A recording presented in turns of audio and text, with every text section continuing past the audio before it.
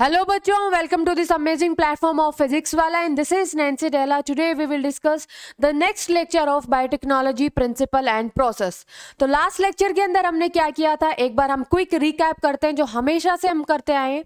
Last lecture के अंदर हमने देखा था कि कौन कौन से टूल्स हैं बायोटेक्नोलॉजी के और हमने नाम लिखवाया था कि एंजाइम्स, उसके बाद हमने क्लोनिंग वेक्टर लिखा था और कंपैटिबल होस्ट। तो हमने एक एक करके ये स्टडी तो करेंगे ही, लेकिन लास्ट लेक्चर के अंदर हमने किया था कि एंजाइम्स कौन कौन से होते हैं। तो सबसे पहले हमने प्योर फॉर्म के अंदर डीएनए को निकाला था।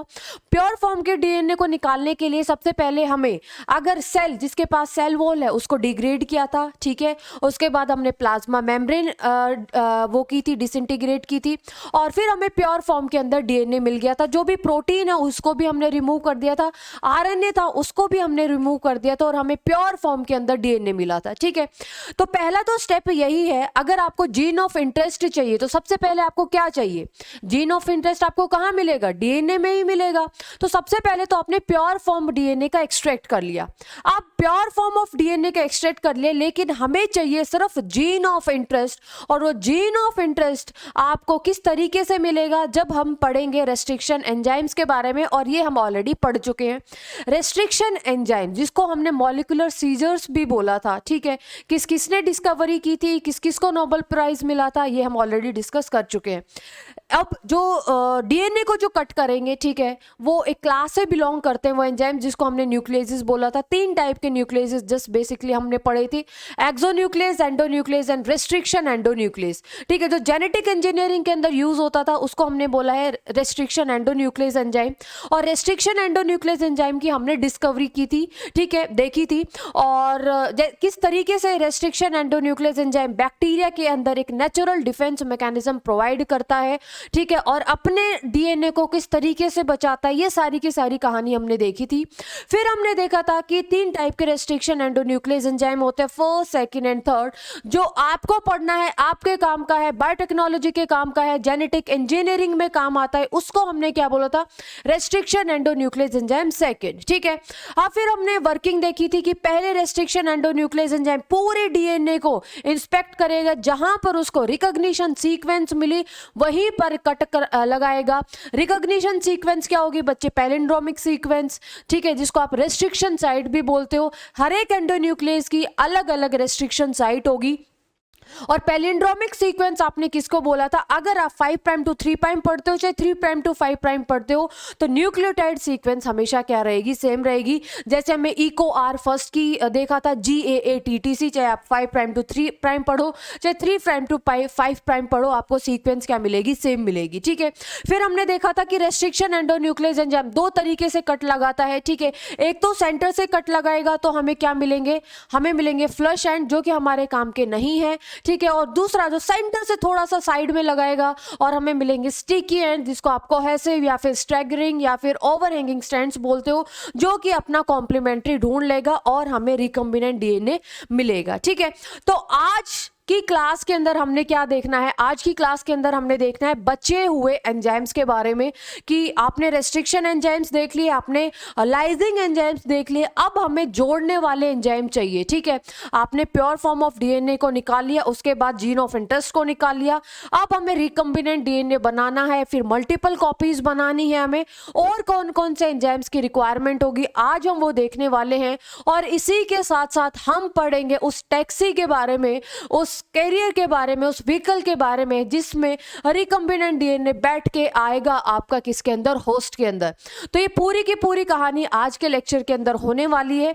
देखो एनसीईआरटी के अंदर ना थोड़ा सा आगे पीछे दिया हुआ है, लेकिन हम अपनी सीक्वेंस से चलते हैं, ठीक है। एक बार हम एनसीईआरटी को रीड करेंगे जब हम एक बार पूरी की पूरी थ्योरी कवर कर लेंगे, ठीक है। तो एक बार हम एनसीईआरटी का डिस्कशन कर लेंगे, क्योंकि आगे पीछे दिया हुआ है, एनसीईआरटी ठीक से हो नहीं रही है, ऑलराइट। तो सीक्वेंस में नहीं हो रही है, तो उसके लिए हम क्या करेंगे, एक बार चैप्टर खत्म होगा उसके बाद हम पूरा का पूरा एनसीईआरटी डिस्कशन करेंगे, ऑलराइट। तो चलिए आज के लेक्चर के अंदर हम क्या करने वाले हैं बच्चे, आज के लेक्चर के अंदर हम पढ़ेंगे कि लाइगेज एंजाइम क्या क्या होते हैं, अल्कलाइन फॉस्फेटेज एंजाइम का क्या रोल है, ठीक है, और वेक्टर के बारे में पढ़ेंगे कि वेक्टर किस तरीके से काम करता है, ऑलराइट। तो चलिए शुरू करते हैं हम अपनी कहानी, और आप अपने अपने अच्छे अच्छे नोट्स बना रहे होंगे। देखो बायोटेक्नोलॉजी बहुत आसान है पढ़ने में, ठीक है। अगर आपको कॉन्सेप्ट समझ में आया तो, अगर आप इधर उधर हो गए, थोड़ा सा भटक गए, अगर आपको एक भी कॉन्सेप्ट नहीं समझ में आया तो फिर चीज़ें गड़बड़ हो जाएंगी, फिर तो आपको रटना ही पड़ेगा, ठीक है। और मैं नहीं चाहती कि आप रटो, तो बेटर है कि आप जब भी नई क्लास शुरू करते हो पढ़ने के लिए तो आपको पता होना चाहिए कि अभी तक हम क्या कर चुके हैं, ठीक है। तो देखो आज हम जो एंजाइम पढ़ने वाले हैं ये एंजाइम नंबर 3 होगा, ठीक है। और इस एंजाइम को हम बोलते हैं लाइगेज, इस एंजाइम को हम बोलते हैं लाइगेज, या फिर हम इसको क्या बोलते हैं, मॉलिक्यूलर ग्लू। इसको हम क्या बोलेंगे, मॉलिक्यूलर ग्लू, ठीक है। ये हम अपनी क्लास का कंटिन्यूएशन है, जो सेकंड लेक्चर है उसका।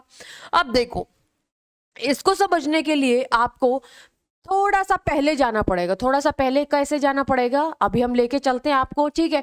तो जिस तरीके से हमने पढ़ा रेस्ट्रिक्शन एंजाइम किस तरीके से काम करता है, और हमने देखा था नॉमेनक्लेचर, जैसे अभी मैंने इको R1 के बारे में लिखा तो नॉमेनक्लेचर भी हमने पढ़ लिया था कि पहला लेटर कैपिटल लिखा जाएगा जो जीनस से आएगा, सेकेंड और थर्ड जो जीनस को बताएगा, सेकेंड और जो थर्ड लेटर है स्मॉल लेटर के अंदर साथ में लिखे जाएंगे जो कि स्पीशीज के बारे में बताएंगे, और जो फोर्थ लेटर है वो कैपिटल्स में भी हो सकता है, स्मॉल में भी हो सकता है, और कहीं कहीं पर एब्सेंट भी हो सकता है, ठीक है। और ये बताएगा स्ट्रेन को, और जो रोमन न्यूमेरिकल है ये बताएगा ऑर्डर ऑफ डिस्कवरी, ठीक है। कि उस स्ट्रेन के अंदर बहुत सारे रेस्ट्रिक्शन एंडोन्यूक्लियस एंजाइम हो सकते हैं, तो ऑर्डर ऑफ डिस्कवरी कि पहला कौन सा डिस्कवर हुआ, सेकेंड कौन सा डिस्कवर हुआ, थर्ड कौन सा डिस्कवर हुआ, तो ये सारी की सारी कहानी यहाँ पे बताई जाएगी बाय द रोमन न्यूमेरिकल, ठीक है। अब देखो EC और फर्स्ट की जो रिकॉग्निशन सीक्वेंस है वो क्या थी बच्चे, GAATTC, ठीक है। इसी साइड के ऊपर इसी साइड को ये पहचानेगा और G और A के बीच में ये कट लगा देगा, ठीक है। तो जस्ट सपोज अगर मैं बात करूं अपने फॉरेन DNA की, ठीक है। फॉरेन DNA का मतलब क्या है, वो DNA जिसके अंदर हमारा क्या होगा बच्चे, जीन ऑफ इंटरेस्ट, ठीक है। तो जस्ट सपोज फॉरेन DNA के अंदर ये सीक्वेंस है GAATTC, ठीक है। ये जस्ट सपोज ये है 5 प्राइम एंड, ये हो गया है 3 प्राइम एंड, और ये हो गया 3 प्राइम एंड, और ये हो गया है 5 प्राइम एंड। और G का कॉम्प्लीमेंट्री क्या होता है, C, A का कॉम्प्लीमेंट्री T, A का कॉम्प्लीमेंट्री T, T का कॉम्प्लीमेंट्री A, T का कॉम्प्लीमेंट्री A, C का कॉम्प्लीमेंट्री क्या होता है, G, ठीक है। अब देखो restriction endonuclease enzyme eco R1 यहाँ पे कट लगा देगा और यहाँ पर कट लगा देगा, ठीक है। यहाँ पर कट लगा देगा और यहाँ पे कट लगाएगा। और अगर मैं यहीं पर बात करूं किसकी, वेक्टर DNA की, ठीक है। वेक्टर DNA मैंने आपको ये बताया था कि वेक्टर DNA को और फॉरेन DNA को सेम रेस्ट्रिक्शन एंडोन्यूक्लियस एंजाइम से कट करवाना है हमने, ठीक है। और ये आएगा आपका यहाँ पर भी ECOR1, यानी कि इको R1 से हम कट लगाएंगे, ठीक है। सेम इसी तरीके से कट लगेगा, ठीक है। अगर मैं इसके लिए ले लूं एक 5 prime end to 3 prime end, ये हो गया 3 प्राइम टू 5 प्राइम, ठीक है। और इस पे सीक्वेंस होगी GAATTC, G का कॉम्प्लीमेंट्री C और T का कॉम्प्लीमेंट्री A, C का कॉम्प्लीमेंट्री G, ठीक है। अब रेस्ट्रिक्शन एंडोन्यूक्लियस एंजाइम है बच्चे, ये तो G और A के बीच में कट लगाएगा और यहाँ पर भी G और A के बीच में यहाँ पर कट लगाएगा, ठीक है। ये है आपका vector DNA। Vector DNA and foreign DNA should be cut by the same restriction endonuclease enzyme. क्यों, क्योंकि हमें क्या मिलेगी, कॉम्प्लीमेंट्री सीक्वेंस भी सेम मिलेगी, ठीक है।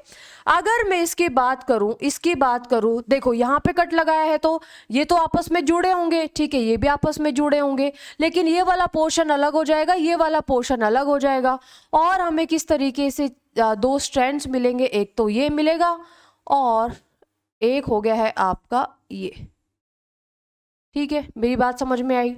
और इसी तरीके से यहाँ पर कट लगेगा, ठीक है, और ये आपस में जुड़ा होगा और वो अलग हो जाएगा, और ये आपस में जुड़ा होगा और ये वाला यहाँ से अलग हो जाएगा। एक ये मिलेगा हमें और बच्चे एक ये मिलेगा, ठीक है। मेरी बात समझ में आई, इतनी बात समझ में आई। अब देखो मैं यहाँ पर इसको ना एक्सपेंड करके लिख देती हूँ, ठीक है। इसको मैं एक्सपेंड करके लिख देती हूँ। यहाँ पर किस तरीके से वाइट ही कलर लेते हैं हम, ठीक है। किस तरीके से आपको स्ट्रैंड मिलेगा, G और C ये तो आपस में जुड़ा ही हुआ है, और ये आपको मिलेगा ओवर हैंगिंग स्ट्रैंड्स, ठीक है। ये वाला क्योंकि ये क्या है, सिंगल स्ट्रैंडेड है, ठीक है। और यहाँ पर मिलेगा आपको A, A, T, TTC और ये तो जुड़ा ही हुआ है G, यानी कि यहाँ पर आपको ये चीज मिली। और तभी तो हमने बोला था क्या कि यहाँ पर सेम रेस्ट्रिक्शन एंडोन्यूक्लियस एंजाइम से कट लगवाना है। ये भी है आपका इको R1 और ये भी क्या है, इको R1, ठीक है। और यहाँ पर हमें किस तरीके के स्ट्रैंड मिलेंगे, उसी तरीके से G और C आपस में जुड़े हैं, ये तो डबल स्ट्रैंडेड होगा। लेकिन TTAA, ठीक है, ये आपको क्या मिलेगा, सिंगल स्ट्रैंडेड, ठीक है। अब ये चीज जुड़ी हुई है आपस में AA, TTC और C और आपस में क्या हो गया, G, मतलब हमें ये चीज मिली है, ठीक है। अब ये तो हमारा फॉरेन डीएनए है, ठीक है, ये हमारा वेक्टर डीएनए है, ऑलराइट। ये हम पिछली बार तो हमने सिर्फ एक ही केस पढ़ा था, ठीक है, हमने सिर्फ फॉरेन डीएनए को समझा था। लेकिन यहाँ पर मैं क्या कह रही हूँ आपको, आप फॉरेन डीएनए भी समझ लो साथ में ही और वेक्टर डीएनए। तभी तो एक क्वेश्चन आ सकता है कि वो रीजन बताओ, वो क्या रीजन है कि वेक्टर डीएनए को और फॉरेन डीएनए को सेम रेस्ट्रिक्शन एंडोन्यूक्लियस एंजाइम से ही डाइजेस्ट करवाना है, ठीक है। तो उसका रीजन समझ में आ गया। अब देखो, अगर नहीं समझ में आया है तो और अच्छे से अभी आएगा अगर मैं इसको साथ में रखती हूं, ठीक है। अब देखो, ये वाला स्ट्रैंड मैं लेती हूं, ठीक है, जस्ट सपोज मैं इस वाले स्ट्रैंड को कंसिडर करती हूं। तो ये स्ट्रैंड क्या है बच्चे, जैसे कि G और C तो आपस में कनेक्टेड हैं, ठीक है, और ये आपके पास है TTAA, ठीक है, क्या बच्चा आपके पास, TTAA। आप देखो, ये एक आपके पास इसका कॉम्प्लीमेंट्री है, क्यों, T किसके साथ ज्वाइन होगा, T किसके साथ ज्वाइन होगा, A के साथ, ठीक है। तो ये रहा, T किसके साथ ज्वाइन होगा, A के साथ, A किसके साथ ज्वाइन होगा, T के साथ, A किसके साथ ज्वाइन होगा, T के साथ, और ये आपका C और G तो आपस में क्या है, ज्वाइन है।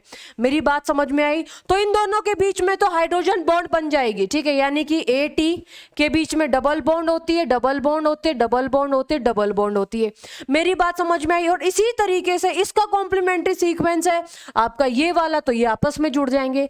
मतलब क्या है कि सेम रेस्ट्रिक्शन एंडोन्यूक्लियस से आप कट कराते हो तो कॉम्प्लीमेंट्री सीक्वेंस बन जाएंगे, जिसकी वजह से डबल स्ट्रैंडेड बनना आसान हो जाएगा। मेरी बात समझ में आई, ऑलराइट। तो अब चाहे आप ये स्ट्रैंड लो, ये इसका कॉम्प्लीमेंट्री ये है, इसका कॉम्प्लीमेंट्री ये है, और आपस में आपको ये मिलेगा। अब देखो, हाइड्रोजन बॉन्ड तो जुड़ गई है, ठीक है, लेकिन इन दोनों के बीच के अंदर, इन दोनों के अंदर ये कौन सी बॉन्ड जुड़ेगी, फॉस्फोडाइस्टर बॉन्ड, ठीक है। कौन सी बॉन्ड जुड़ेगी बच्चे, बनेगी फॉस्फोडाइस्टर बॉन्ड। और ये फॉस्फोडाइस्टर बॉन्ड कौन बना देगा, आपका डीएनए लाइगेज। कौन बना देगा, आपका डीएनए लाइगेज। तो मेरी बात समझ में आई। तो डीएनए लाइगेज किस तरीके से काम करता है, मॉलिक्यूलर ग्लू की जैसे काम करता है। तो इस स्लाइड से आपके दो क्वेश्चन होते हैं, इस स्लाइड से आपके कितने क्वेश्चन होते हैं, दो क्वेश्चन होते हैं। पहला क्वेश्चन क्या होएगा, पहला क्वेश्चन बनेगा कि फॉरेन डीएनए को और वेक्टर डीएनए को सेम रेस्ट्रिक्शन एंडोन्यूक्लियस से हम क्यों कट कराते हैं, क्योंकि कॉम्प्लीमेंट्री सीक्वेंस बन गई और इजीली डबल स्ट्रैंडेड बन जाएगा, ठीक है। और दूसरी बात, डीएनए लाइगेज दोनों स्ट्रैंड को जोड़ेगा बाय फॉर्मिंग फॉस्फोडाइस्टर बॉन्ड, ठीक है, बाय फॉर्मिंग फॉस्फोडाइस्टर बॉन्ड, ठीक है। तो ये आपका हो गया है लाइगेज के बारे में। तो अब हम लाइगेज के बारे में एक लाइन लिख लेते हैं, ये आपको समझाना जरूरी था, ठीक है। तो डीएनए लाइगेज, तो डीएनए लाइगेज के बारे में हम एक लाइन लिख लेते हैं। तो डीएनए लाइगेज किस में हेल्प करता है, it helps in joining nucleotides by forming phosphodiester bond. कौन सी बॉन्ड बनेगी बच्चे, फॉस्फोडाइस्टर बॉन्ड। तो ये ध्यान रखना है कि जो लाइगेज है वो किस तरीके से काम करेगा कि डबल स्ट्रैंडेड बन जाएगा। It helps in joining the nucleotide by forming phosphodiester bond, ठीक है। अब देखो, ये तो हो गया है आपका थर्ड एंजाइम, ठीक है। फोर्थ एंजाइम के बारे में, ये हो गया है आपका थर्ड एंजाइम। फोर्थ एंजाइम के बारे में हम बात करते हैं। जो फोर्थ एंजाइम है उसको हम बोलेंगे बच्चे सिंथेसाइजिंग एंजाइम, ठीक है। अब यहाँ पे अगर आप एग्जाम्पल भी लिख सकते हो ना, तो बच्चे T4 लाइगेज है एक, T4 लाइगेज, ठीक है। T4 ligase most commonly used ligase enzyme है। अब हम बात करते हैं सिंथेसाइजिंग एंजाइम की। सिंथेसाइजिंग एंजाइम, अब सिंथेसाइजिंग एंजाइम क्या होता है बच्चे? अब बच्चे मुझे एक बात बताओ, हमें तो चाहिए मल्टीपल कॉपीज। मल्टीपल कॉपीज किस तरीके से मिलेंगी? मल्टीपल कॉपीज तो उसी तरीके से मिलेंगी ना, जब कोई ऐसा एंजाइम होगा जो न्यूक्लियोटाइड ऐड करेगा और हमें रेप्लिकेशन में हेल्प करेगा। तो सिंथेसाइजिंग एंजाइम क्या होता है बच्चे? It helps in forming multiple copies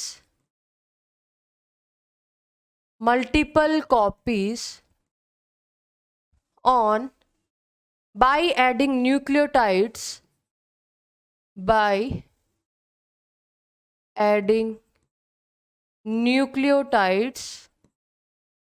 on existing template DNA, on existing template लिख सकते हो DNA, ठीक है।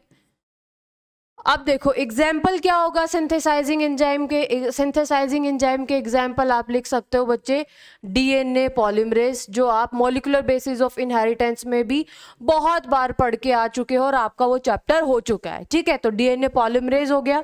रिवर्स ट्रांसक्रिप्टेज हो जाएगा अगर जेनेटिक मटीरियल क्या रहेगा? RNA, ठीक है। अब बात करती हूँ मैं नेक्स्ट एंजाइम की, और जो बच्चे नेक्स्ट जो एंजाइम है वो होगा आपका क्या? नेक्स्ट एंजाइम होगा बच्चे आपका एल्केलाइन फॉस्फेटेज। क्या होगा? Alkaline phosphatase. अब ये एल्केलाइन फॉस्फेटेज की कहानी समझते हैं, ठीक है। देखो एल्केलाइन फॉस्फेटेज की कहानी समझते हैं। एल्केलाइन फॉस्फेटेज किस तरीके से काम करेगा? अब देखो जिस तरीके से ये मैंने बोल दिया कि एक वेक्टर है, ठीक है, ये वेक्टर है, इसका ये 5 प्राइम एंड है, ये 3 प्राइम एंड हो गया, ये आपका ये 3 प्राइम एंड हो गया और ये 5 प्राइम एंड हो गया, ठीक है। अब देखो 5 प्राइम एंड के ऊपर क्या प्रेजेंट होता है? कौन सा ग्रुप प्रेजेंट होता है? फॉस्फेट। और 3 प्राइम पे हाइड्रोक्सिल, 5 प्राइम पे फॉस्फेट और 3 प्राइम पे क्या होता है? हाइड्रोक्सिल, ठीक है। अब मुझे एक बात बताओ कि क्या ये चांसेस है कि यहाँ पर फिर से डबल? हमें तो क्या रखना है, हमें तो इसको ऐसा खोल के रखना है ना, ताकि हम अपना जो फॉरेन DNA है वो इंसर्ट करा सके। यानी कि ये वेक्टर है, ठीक है, जस्ट सपोज ये पूरा का पूरा एक वेक्टर है, डबल स्ट्रैंडेड है, हमने इसको ओपन कराया।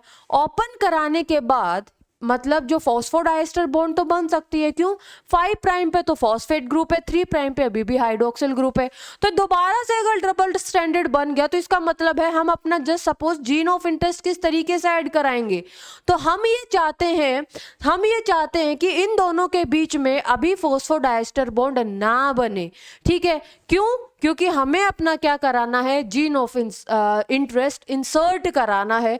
तो एल्कलाइन फॉस्फेटेज क्या करेगा? एल्कलाइन फॉस्फेटेज रिमूव कर देगा, it removes phosphate group, it removes phosphate group from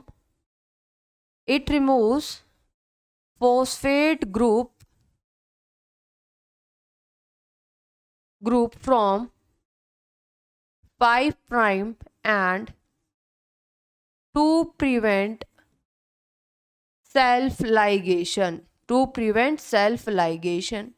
मेरी बात समझ में आई? यानी कि मैं क्या कह रही हूं कि हमने जस्ट सपोज ये वेक्टर है, ठीक है, ये हमारा जीन ऑफ इंटरेस्ट है। वेक्टर आपने इसको ओपन कराया ताकि हम अपना जीन ऑफ इंटरेस्ट इसमें ऐड करा सके, ठीक है।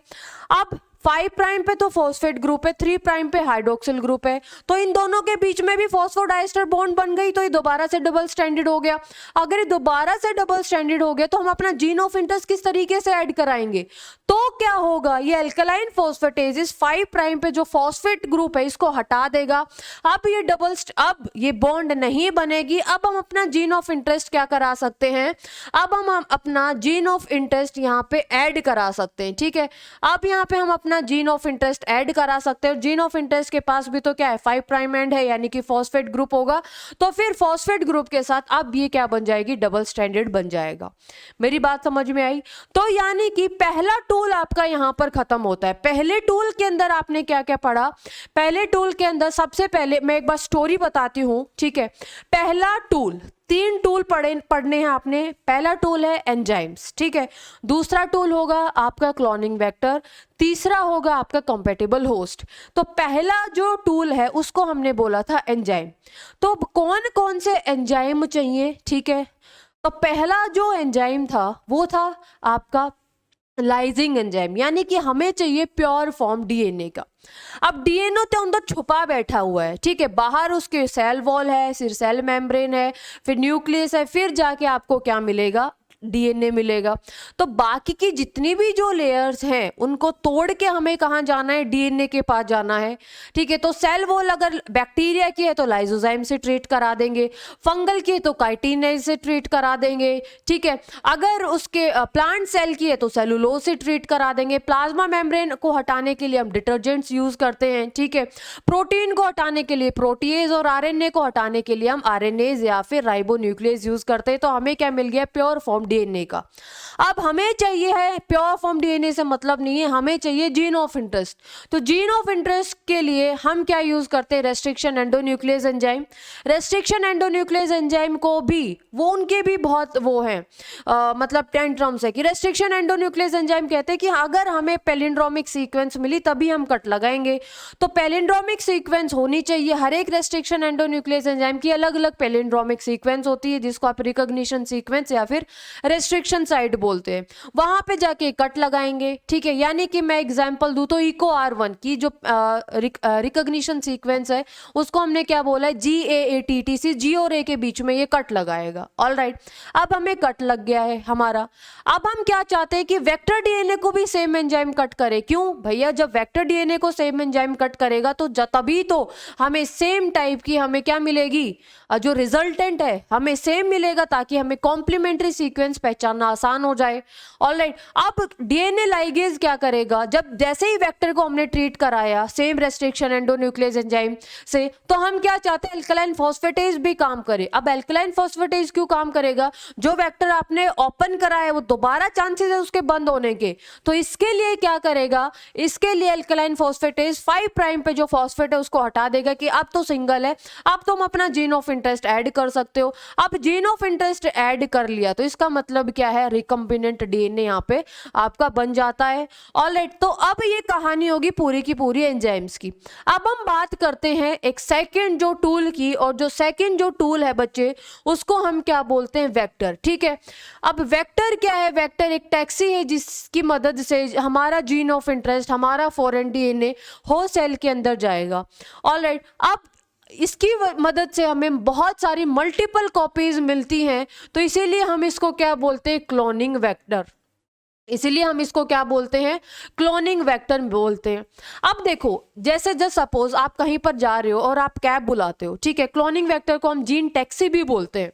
क्लोनिंग वेक्टर को लिटरली हम क्या बोलते हैं? Gene taxi. अब देखो, एक मेरी बात बताओ, आपने कैब करी, आपको एयरपोर्ट पे जाना है, आपने कैब करी, ठीक है। तो आप क्या प्रेफर करते हो? कि कैब पूरी की पूरी साफ सुथरी हो, ठीक है, म्यूजिक सिस्टम ढंग से काम कर रहा हो, क्लीन हो एकदम, ठीक है, ड्राइवर क्या हो? कोऑपरेटिव हो, ताकि आप टाइम पर पहुंच जाए। यही तो चाहते हो ना। तो ये जो वेक्टर है ना, इस वेक्टर की भी कुछ कैरेक्टरिस्टिक होनी चाहिए, ठीक है, ताकि हमारा जो जीन ऑफ इंटरेस्ट है इसी के साथ आसानी से लिंक हो जाए। ऑलराइट, तो क्या क्या एक आइडियल क्लोनिंग वेक्टर की कैरेक्टरिस्टिक्स होती हैं, ठीक है, और क्या क्या चीज़ें होती हैं उसकी, तो वो हम डिस्कस करेंगे, ठीक है। कि जैसे कि एक ऐसी साइट होनी चाहिए जहाँ से ये रेप्लिकेशन शुरू करे, ठीक है। इसके पास रेस्ट्रिक्शन साइट भी होनी चाहिए, ठीक है। छोटा साइज होना चाहिए इसका। तो क्या क्या कैरेक्टरिस्टिक है वो हम डिटेल में पढ़ेंगे। तो पहले तो आप ये समझो कि क्लोनिंग वेक्टर होता क्या है, हालांकि मैं इसको ऑलरेडी थोड़ा सा पहले बता चुकी हूँ, ठीक है। देखो, वेक्टर का मतलब क्या है? क्लोनिंग वेक्टर का मतलब क्या है? It is a carrier. पहले मैं डेफिनेशन लिखती हूँ ताकि फिर आप इसको समझने में आपके लिए आसानी हो, ठीक है। तो इट इज़ अ व्हीकल, ठीक है, इट इज व्हीकल या फिर आप कैरियर बोल सकते हो, that deliver foreign DNA, that deliver foreign DNA into the host cell. ठीक है, ये होस्ट सेल के अंदर अपना फॉरेन डीएनए इंसर्ट कर सकता है, ठीक है, ले जा सकता है, डिलीवर कर सकता है। तो ये एक व्हीकल की तरह काम करेगा, एक टैक्सी की तरह काम करेगा, जो कि हमारा फॉरेन डीएनए का मतलब आप फॉरेन डीएनए भी बोल सकते हो, आप एलियन डीएनए भी बोल सकते हो। इस फॉरेन डीएनए के पास हमारा क्या होगा, जीन ऑफ इंटरेस्ट होगा, और ये कहाँ पर इंट्रोड्यूस होगा, होस्ट सेल के अंदर हमें ये पहुंचाना है। ठीक है, अब देखो आपको इतना पता है, मैंने कुछ कैरेक्टरिस्टिक्स बताई थी क्लोनिंग वेक्टर की, कि क्लोनिंग वेक्टर खुद ही रेप्लिकेट कर सकता है। क्लोनिंग वेक्टर क्या कर सकता है, खुद रेप्लिकेट कर सकता है। ठीक है, तो अगर हम अपना जीन ऑफ इंटरेस्ट इस वेक्टर से लिंक कर दे, ठीक है, अगर हमारा जीन ऑफ इंटरेस्ट हम इस वेक्टर से लिंक कर दे, तो जब वेक्टर मल्टीप्लाई करेगा तो इसका मतलब क्या है, हमारा जीन ऑफ इंटरेस्ट भी मल्टीप्लाई करेगा और हमें लार्ज नंबर के अंदर हमारा डिजायर्ड प्रोडक्ट मिलेगा। ठीक है, देखो जब भी मल्टीप्लीकेशन होती है ना, तो दो कंडीशन हो सकती हैं। एक तो हमारा जो जीन ऑफ इंटरेस्ट है वो बैक्टीरिया के क्रोमोसोमल डीएनए का, यानी कि होस्ट सेल के क्रोमोसोमल डीएनए का पार्ट बन जाए, जो कि थोड़ा सा डिफिकल्ट है। ठीक है, लेकिन हम क्या करते हैं, हम ऑलरेडी इसको वेक्टर का पार्ट बना के भेजते हैं। ठीक है, ताकि ज्यादा चांसेस रहें मल्टीप्लाई होने के, क्योंकि वेक्टर है, ये वेक्टर खुद ही रेप्लिकेट करेगा। इसको जो बैक्टीरिया का, जो होस्ट सेल का जो डीएनए उससे कोई लेना देना नहीं है, ये सेल्फ रेप्लिकेट करता है। ठीक है, ऑटोनोमसली सेल्फ रेप्लिकेट करता है। तो चांसेस क्या है, चांसेस ये भी हो सकता है कि जीन ऑफ इंटरेस्ट है, ठीक है, ये जो होस्ट सेल के डीएनए का पार्ट बन जाए। ठीक है, जो कि मुश्किल है, क्योंकि जब वो मल्टीप्लाई करेगा तो हमारा जीन ऑफ इंटरेस्ट भी मल्टीप्लाई करेगा। लेकिन हम इस चांसेस को, इसके जो चांसेस है रेप्लिकेशन के, वो ज्यादा बढ़ाने के चक्कर में क्या, अब इतनी ज्यादा हम वो कर रहे हैं, इतनी ज्यादा कॉम्प्लिकेट प्रोसेस हो रही है, क्योंकि जब आप सेल को ही नेकेड आई से नहीं देख सकते तो इतनी सारी प्रोसेस करना तो बहुत ज्यादा डिफिकल्ट है। अब उसमें भी अगर हम रिस्क ले ले, उसमें भी मल्टीप्लीकेशन की प्रोबेबिलिटी कम हो, तो मतलब क्या रहेगा, कुछ मतलब नहीं रहेगा ना, क्योंकि जो भी इतने सारे हम प्रोडक्ट बना रहे हैं इसकी हमें मल्टीपल कॉपीज चाहिए, और वहां पर भी हम प्रोबेबिलिटी कम लेके चल रहे हैं, तो इसका मतलब तो कुछ हुआ नहीं। ठीक है, तो एक तो ऑलरेडी हमारे पास इतनी सारी कॉम्प्लिकेटेड प्रोसेस करके हम वहां तक पहुंच रहे हैं और फिर भी हमें कोई डिजायर्ड प्रोडक्ट नहीं मिला, तो फिर क्या रहेगा मतलब। तो हम क्या चाहते हैं, हम ऑलरेडी इसको वेक्टर का पार्ट बना के भेज देते हैं ताकि वेक्टर मल्टीप्लाई करे, तो इसका मतलब क्या है, आपका जीन ऑफ इंटरेस्ट भी मल्टीप्लाई करे। मेरी बात समझ में आई? अब क्या होगा, इस वेक्टर के पास ना कुछ खास बात तो होनी चाहिए। ठीक है, मैंने आपको बताया ना, आप टैक्सी में बैठ के जा रहे हो, आप कैब में बैठ के जा रहे हो, तो कैब की कुछ खास बातें आप ध्यान में रखते हो कि क्लीन हो। ठीक है, कितने अगर आप लोग जा रहे हो, अगर आप 5-6 लोग हो तो आप चाहते हो कि बड़ी कैब आए। ऑलराइट, तो डिपेंड करता है सारी की सारी चीज़ों के ऊपर। तो यहाँ पर वेक्टर की क्या क्या कैरेक्टरिस्टिक होनी चाहिए, तो सबसे पहला पॉइंट क्या है, इसके पास रेप्लीकेशन साइट होनी चाहिए। ठीक है, यानी कि इसके पास एक तो खुद की रेप्लीकेशन साइट होनी चाहिए, खुद की रेस्ट्रिक्शन साइट होनी चाहिए, जहां पर कोई भी रेस्ट्रिक्शन एंडोन्यूक्लियस है वहां पर कट कर सके। ठीक है, क्योंकि आपको पता है हर एक रेस्ट्रिक्शन एंडोन्यूक्लियस एंजाइम की एक मतलब अलग अलग एक पर्टिकुलर क्या होगी, रेस्ट्रिक्शन साइट होगी। ठीक है, अब हम क्या चाहते हैं, एक तो ये स्मॉल, पूरा का पूरा जो साइज है वो ज्यादा बड़ा ना हो, स्मॉल साइज का हो। ठीक है, क्योंकि अगर ज्यादा बड़े साइज का होता है तो जो प्यूरिफिकेशन होता है डीएनए का, तो चांसेस रहते हैं ब्रेक होने के। ऑलराइट, और हमें कुछ ऐसा पता चल जाए, हमें पहले ही पता चल जाए कि हमारे पास इस सेल के पास, इस होस्ट सेल के पास रिकम्बिनेंट डीएनए आया है या नहीं।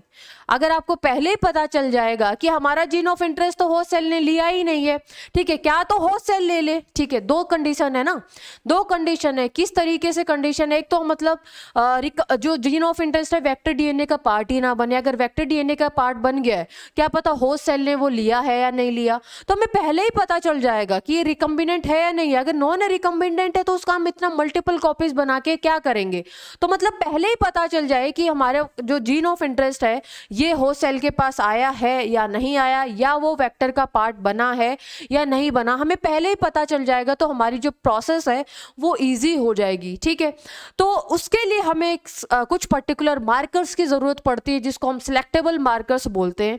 तो ये कुछ कैरेक्टरिस्टिक्स होती हैं जो कि एक आइडियल वेक्टर के पास होनी चाहिए।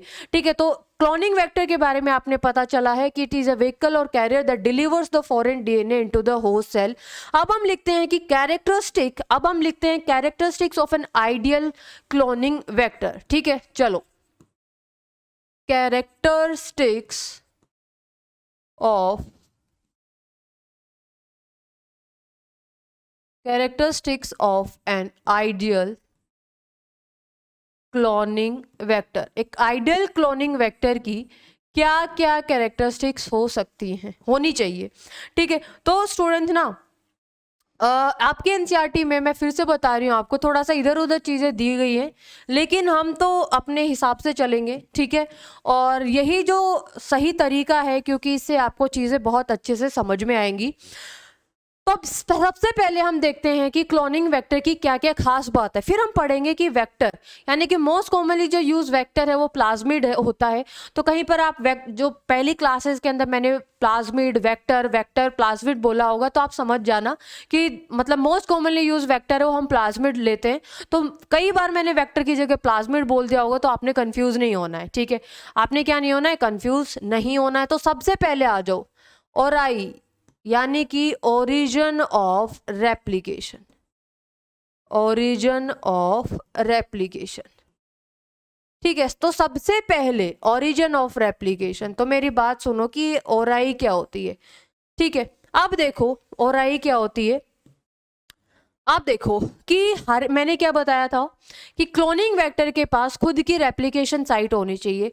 ये वो न्यूक्लियोटाइड की सीक्वेंस है जहां से रेप्लिकेशन शुरू होता है। ठीक है, और अगर हम अपना जीन ऑफ इंटरेस्ट इससे जोड़ दें, इसका मतलब जब ये रेप्लिकेशन शुरू करेगा तो इसका मतलब हमारा जीन ऑफ इंटरेस्ट भी क्या करेगा, रेप्लिकेशन, उसकी भी मल्टीपल कॉपीज बनेंगी। ठीक है, तो ओरिजिन ऑफ रेप्लिकेशन के बारे में आप क्या बोल सकते हो कि origin of replication is the sequence of, it is the sequence of nucleotide, it is the sequence of nucleotide, sequence of nucleotide from where replication start, from where replication starts।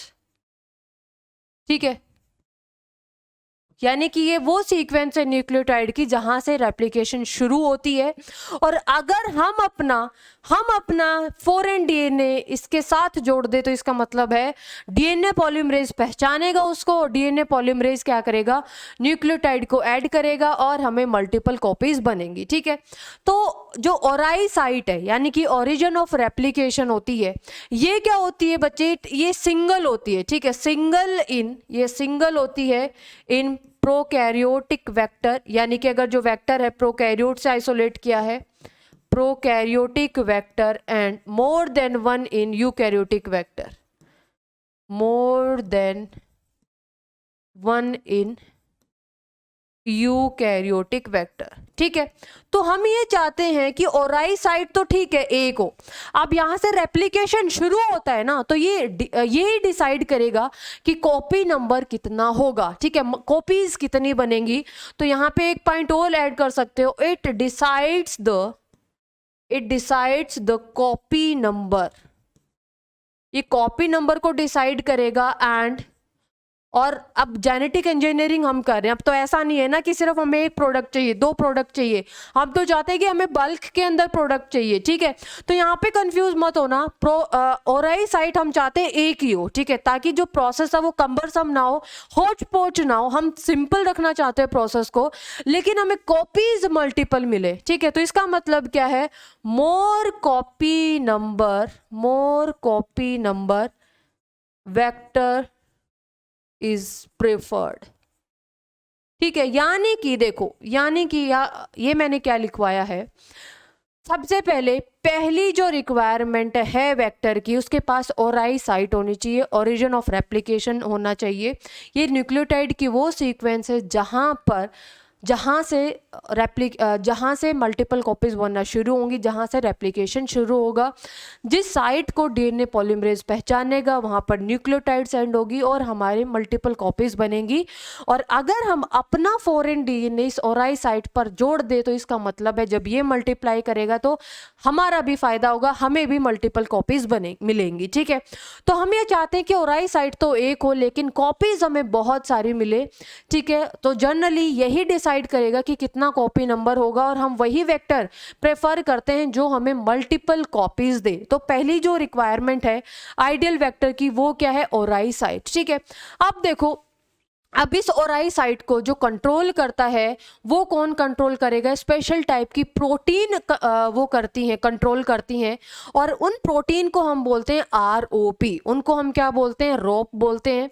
ठीक है, ये जो प्रोटीन है ओराई site को recognise करेंगे, उसके बाद ही DNA polymerase उसके ऊपर जाके एक्ट करेगा, न्यूक्लियोटाइड साइड करेगा और हमें मल्टीपल कॉपीज मिलेंगी। ठीक है, तो पहली जो कैरेक्टरिस्टिक है ये है ओरिजिन ऑफ रेप्लिकेशन।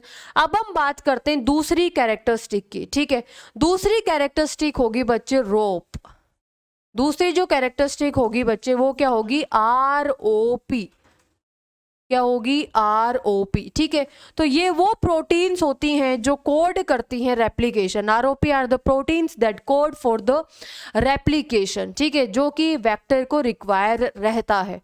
तो देखो मेरी बात ध्यान से सुनो, मैंने क्या बोला? मैंने ये बोला कि जो भी रेप्लिकेशन शुरू होगी वो ओराई साइड से रेप्लिकेशन शुरू होगी, और इसको पहचानेगा कौन? इसको कोड कौन करेगा? आरओपी कोड करेगा। जब आरओपी कोड करेगा ओराई साइड को, और इसी सीक्वेंस को, मतलब जब आरओपी कोड करेगा ओराई को और इसी सीक्वेंस को फिर कौन पहचानेगा? DNA polymerase पहचानेगा। ठीक है, तो आरओपी के बारे में आप क्या लिख सकते हो? ROP are proteins that code for replication। ठीक है, जो रिक्वायर होती है किसके अंदर? क्लोनिंग वेक्टर के अंदर। ठीक है, तो दूसरी रिक्वायरमेंट तो ये हो गई। तीसरी रिक्वायरमेंट के अंदर रिक्वायरमेंट की अगर हम बात करें तो ये हो गया बच्चे क्लोनिंग साइट। क्या होगी तीसरी रिक्वायरमेंट की? Cloning site. ठीक है, क्लोनिंग साइट की हम बात करें, अब देखो जिस तरीके से अगर मैं बात करूं, ये एक वेक्टर है। ठीक है, डबल स्टैंडर्ड होता है वेक्टर। ठीक है, डबल स्टैंडर्ड क्या होगा? वेक्टर होगा। ठीक है, सर्कुलर होगा, डबल स्टैंडर्ड होगा, डीएनए होगा, एक्स्ट्रा क्रोमोसोमल होगा। ठीक है, ऑटोनोमस सेल्फ रेप्लिकेटिंग होगा। ये सारी की सारी कैरेक्टरिस्टिक्स होते हैं किसकी? वेक्टर की। अब देखो, अब आपको पता है इको R1 कट लगाता है, जहां पर उसको GAATTC साइट मिल गई, जी और ए के बीच में वो क्या लगा देगा? कट लगा देगा। अब ये समझो कि एक ये साइट है क्लोनिंग साइट। ठीक है, रेस्ट्रिक्शन साइट एक ये होगी, एक ये होगी, एक ये होगी, और एंड सो ऑन। तो इससे क्या पता चलेगा आपको? यानी कि इको R1 यहां पर भी कट लगा देगा। ठीक है, इको R1 यहां पर भी कट लगा देगा, इको R1 यहां पर भी कट लगा देगा, इको R1 यहां पर भी कट लगा देगा। तो इसका मतलब इको R1 यहां पर भी कट लगा देगा। इसका मतलब बहुत सारे कट लग गए, और हम इतनी कॉम्प्लिकेट प्रोसेस नहीं करना चाहते। हम चाहते हैं कि सिर्फ एक ही कट लगाए, इको R। तभी तो हमें अपना जीन ऑफ इंटरेस्ट भी तो जोड़ना है ना, हमें अपना जीन ऑफ इंटरेस्ट भी जोड़ना है। तो हम क्या चाहते हैं कि क्लोनिंग साइट मतलब सिर्फ प्रेफर हम किसको करते हैं? एक को करते हैं। देखो यहाँ पर जो रेस्ट्रिक्शन एंडोन्यूक्लियस एंजाइम के लिए अलग अलग जरूर हो सकती हैं। ठीक है, जैसे सपोज यहाँ पे इको R1 के लिए है, यहाँ पर BMH1 के लिए है, यहाँ पे HindD3 के लिए है, यहाँ पे PST फर्स्ट के लिए, सारे के सारे रेस्ट्रिक्शन एंडोन्यूक्लियस एंजाइम है। अलग अलग रेस्ट्रिक्शन एंडोन्यूक्लियस एंजाइम के लिए बेशक से हो सकती है, लेकिन हम ये चाहते हैं कि अगर यहाँ पे एक रेस्ट्रिक्शन एंडोन्यूक्लियस एंजाइम के लिए एक ही रेस्ट्रिक्शन साइट हो। ठीक है, यानी कि क्लोनिंग साइट क्या होगी बच्चे? किस वेक्टर को प्रेफर किया जाएगा? उस वेक्टर को प्रेफर किया जाएगा जिसके पास सिंगल क्लोनिंग साइट होगी। ठीक है, या फिर आप बोल सकते हो रेस्ट्रिक्शन साइट होगी, सिंगल रेस्ट्रिक्शन साइट होगी for single endonuclease. Restriction endonuclease, restriction endonuclease चाहे कितने भी हो जाएं, ठीक है, लेकिन रेस्ट्रिक्शन साइट उसके लिए एक ही होनी चाहिए, तो हम उस वेक्टर को प्रेफर करते हैं। जस्ट सपोज अगर मैं यहाँ पे एक और एग्जांपल दूं तो ये चीज पॉसिबल है। जैसे एक ये वेक्टर है और एक ये डबल स्टैंडर्ड वेक्टर बना दिया मैंने। ठीक है, यहां पर मैं क्या कह रही हूं, ये चल जाएगा कि यहां पर जैसे इको R1 के लिए है, ठीक है, यहां पर PST फर्स्ट के लिए है, यहां पर BAMH1 के लिए है। ठीक है, तो मतलब मेरी बात समझ में आई? इको R1 के लिए अगर रेस्ट्रिक्शन साइट है तो हम चाहते हैं एक, लेकिन बहुत सारे रेस्ट्रिक्शन एंडोन्यूक्लियस एंजाइम है, पर इस रेस्ट्रिक्शन एंडोन्यूक्लियस एंजाइम के लिए भी एक रेस्ट्रिक्शन साइट होनी चाहिए, इस रेस्ट्रिक्शन एंडोन्यूक्लियस एंजाइम के लिए एक रेस्ट्रिक्शन साइट होनी चाहिए, इस रेस्ट्रिक्शन एंडोन्यूक्लियस एंजाइम के लिए एक रेस्ट्रिक्शन साइट होनी चाहिए। ठीक है, तो इसका मतलब अगर इतने सारे फ्रेगमेंट बन गए तो इसका मतलब क्या है, हमें अपना जीन ऑफ इंटरेस्ट भी तो जोड़ना है, तो वो एक सिचुएशन, एक कॉम्प्लेक्स सिचुएशन हो जाएगी, और हम नहीं चाहते ये सिचुएशन कॉम्प्लेक्स हो, तो हम अपने प्रोसीजर को क्या करना चाहते हैं, स्मॉल रखना चाहते हैं। ठीक है, एक सिंपल सा प्रोसीजर करना चाहते हैं, ऑलरेडी इतनी कॉम्प्लिकेशंस हैं। ठीक है, तो हम और ज़्यादा क्यों यहाँ पर पजल हो। ऑलराइट, तो ये था क्लोनिंग साइट के बारे में। और जो size of vector should be small, size of vector should be small, क्योंकि जब प्यूरिफिकेशन होता है तो बड़े साइज का जो डीएनए है, ठीक है, उसके टूटने के ज़्यादा चांसेस रहते हैं, तो स्मॉल हम साइज प्रेफर करते हैं। और जो सबसे ज़्यादा जो इम्पॉर्टेंट कैरेक्टरिस्टिक फीचर है बच्चे, ये होगी सिलेक्टेबल मार्कर की। ठीक है, ये कौन सी होगी, सिलेक्टेबल मार्कर, सिलेक्टेबल मार्कर होना चाहिए। अब सिलेक्टेबल मार्कर की डेफिनेशन लिखते हैं, और इसकी जो खासियत है ना इतनी प्यारी है, मतलब आपको पता, मतलब कॉन्सेप्ट बहुत प्यारा है सिलेक्टेबल मार्कर का। जनरली बच्चों को समझ में नहीं आता है, लेकिन अगर हम इसको बहुत आसानी से सिंपल ब्रेक कर करके पढ़े तो ये चीज़ आपको डेफिनेटली समझ में आ जाएगी। ठीक है, सिलेक्टेबल मार्कर, पहले तो हम ये करते हैं, सिलेक्टेबल मार्कर का काम क्या है। तो सिलेक्टेबल मार्कर क्या करेंगे बच्चे, it helps in identifying, it helps in identifying, किस में हेल्प करेंगे, ये हेल्प करेंगे identifying and eliminating, it helps in identifying and eliminating. हम नॉन रिकम्बिनेंट का क्या करेंगे, है ना, हमारे काम का तो कोई नहीं है। It helps in identifying and eliminating the non recombinants and permit the growth of, permit the growth of, किसकी ग्रोथ, ऑब्वियसली रिकॉम्बिनेंट्स की।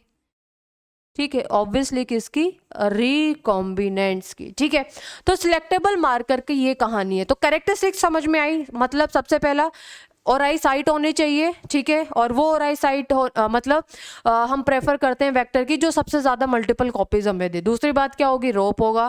थर्ड क्या है, आपकी क्लोनिंग साइट होगी। फोर्थ, साइज स्मॉल होना चाहिए। और जो फिफ्थ हो गया पॉइंट सिलेक्टेबल मार्कर का।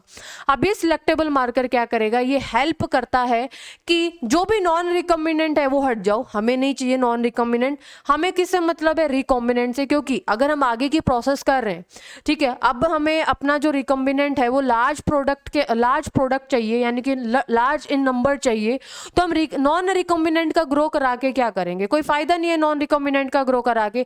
हमें किसको ग्रो कराना है, हमें रिकॉम्बिनेंट्स को ग्रो कराना है। ठीक है, तो अब ये सिलेक्टेबल मार्कर क्या होते हैं और कौन कौन से हम सिलेक्टेबल मार्कर यूज करते हैं। देखो, सिलेक्टेबल मार्कर, पहले तो आप ये लिखो कि जो सिलेक्टेबल मार्कर है हम वो कौन से यूज करते हैं। तो सिलेक्टेबल मार्कर बच्चे हम यूज करते हैं एंटीबायोटिक रेजिस्टेंट जीन। ठीक है, एंटीबायोटिक रेजिस्टेंट जीन हम यूज करते हैं। ठीक है, और अगर मैं इकोलाई की बात करती हूँ, ठीक है, तो इसके अंदर हम यूज करते हैं बच्चे एम्पिसिलिन को,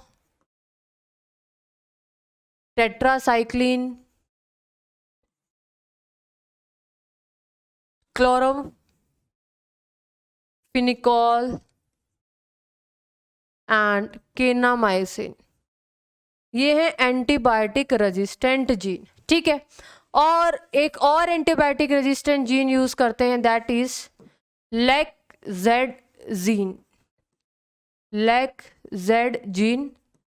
और ये कोड करता है किसको, कोड किस एंजाइम को कोड करता है, बीटा गैलेक्टोसाइडेज एंजाइम को ये कोड करता है। किसको, एंजाइम को कोड करता है, बीटा गैलेक्टोसाइडेज। एक नोट करके एक लाइन लिखो, फिर हम इसका कॉन्सेप्ट समझते हैं बाद में। Note, normal E coli cell, normally E coli cell या फिर normal E coli bacteria do not show resistant against any antibiotic। देखो,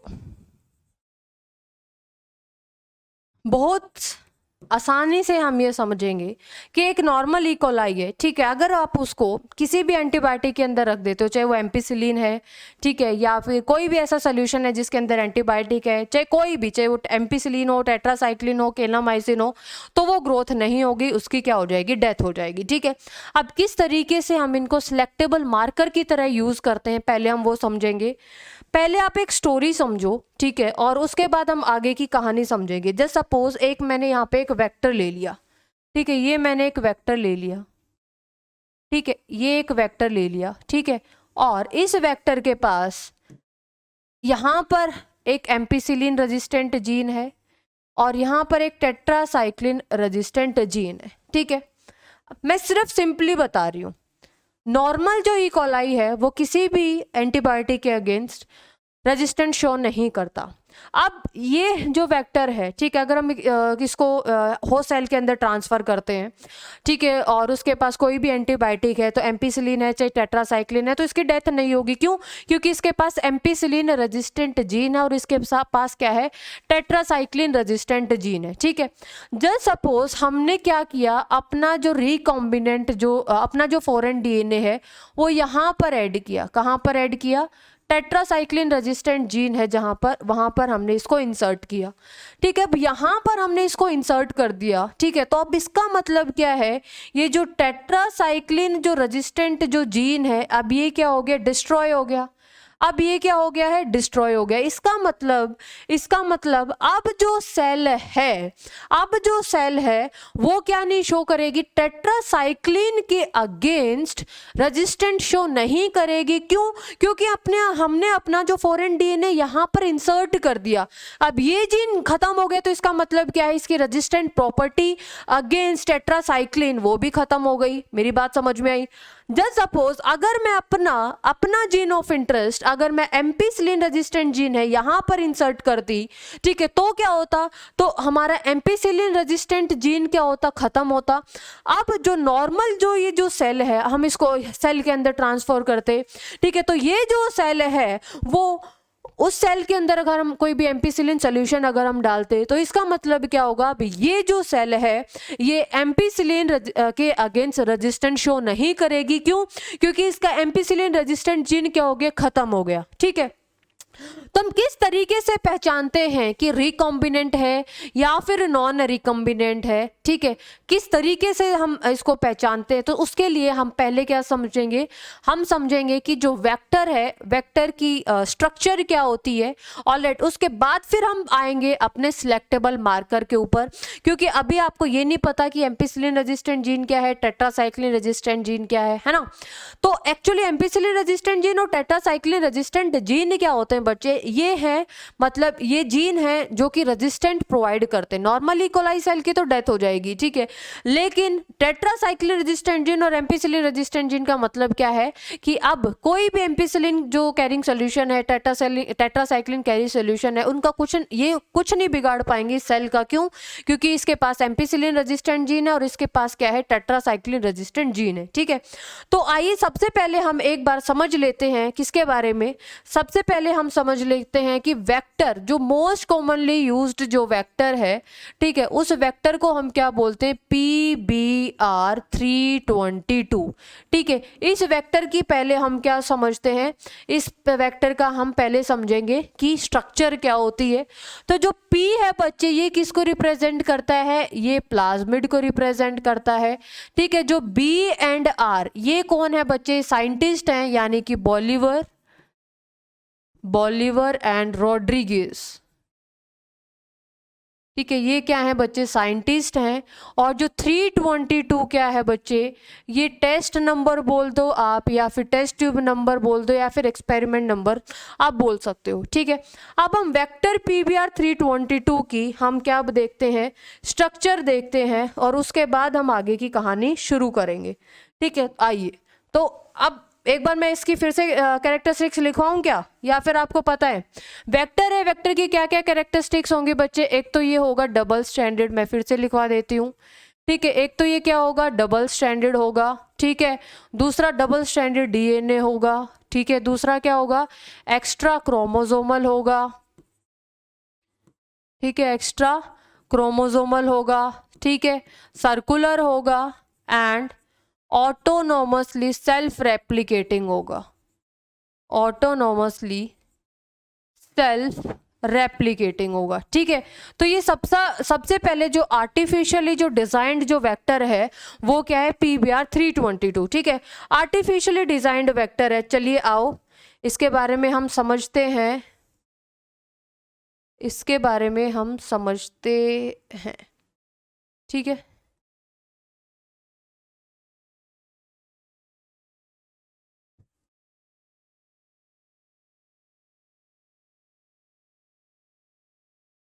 आपको भी इसी तरीके से बनाना है, डबल स्टैंडर्ड बनाना ही पड़ेगा आपको।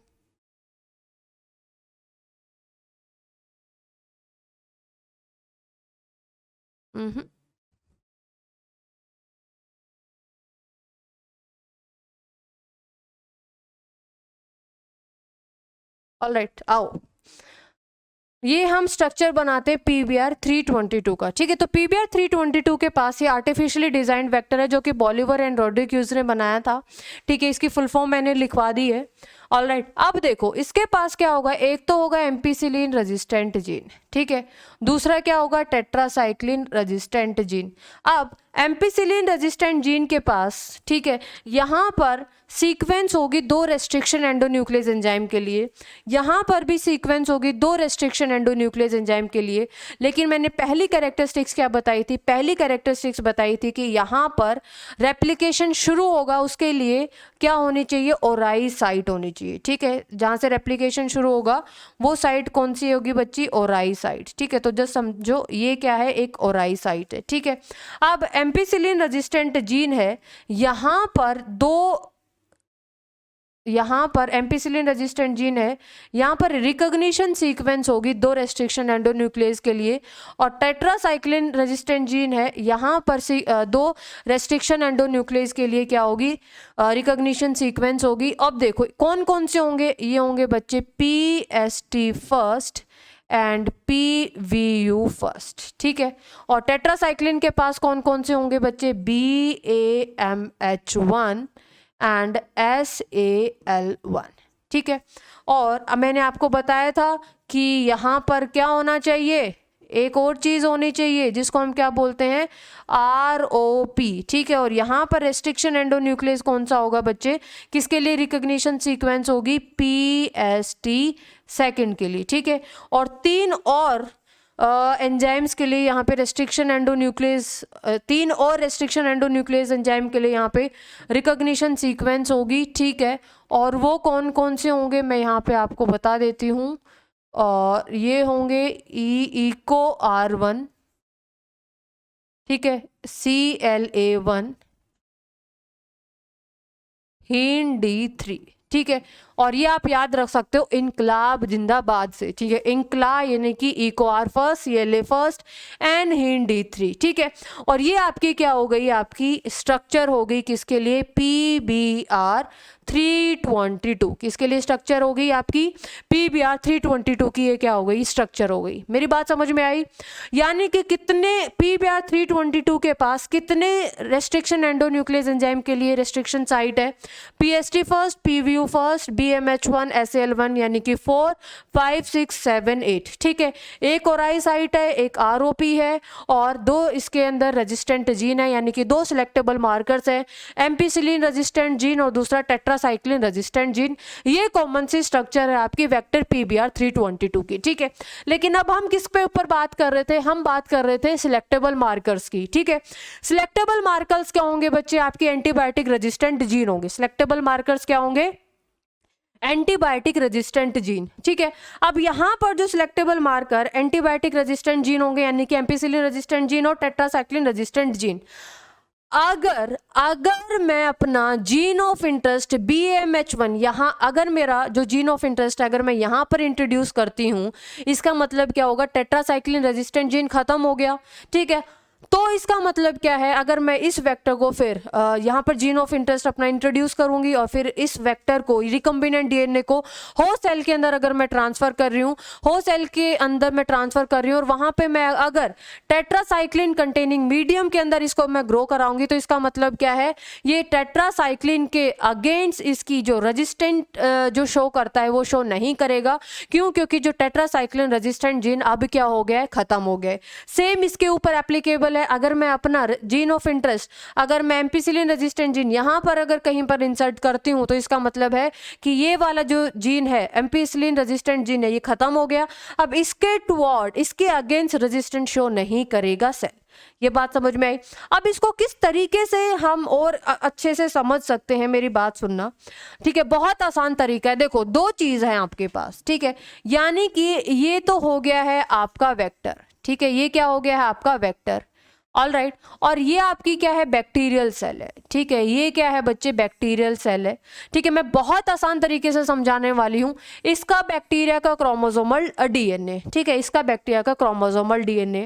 अब देखो यहाँ पर ना 3 केस बन सकते हैं। यहाँ पर कितने केस बन सकते हैं बच्चे, 3 केस बन सकते हैं यहाँ पे, ठीक है। 3 केस किस तरीके से बनेंगे, मेरी बात ध्यान से सुनना, ठीक है। ठीक है, यहाँ पे 3 केस बन सकते हैं। 3 केस किस तरीके से बन सकते हैं, देखो, पहला केस क्या होगा, पहला केस क्या होगा कि ये जो रिकम्बिनेंट है, ठीक, अभी क्या ये रिकम्बिनेंट है जी, नहीं, ये क्या है, अभी सिर्फ क्या है, वेक्टर है, ठीक है। ये क्या है, वेक्टर है। ये क्या है, बैक्टीरियल सेल है, ठीक है। ये क्या है, बैक्टीरियल सेल है और इसका ये बैक्टीरियल सेल का DNA, ऑल राइट। अब क्या क्या केस हो सकते हैं, मेरी बात सुनना।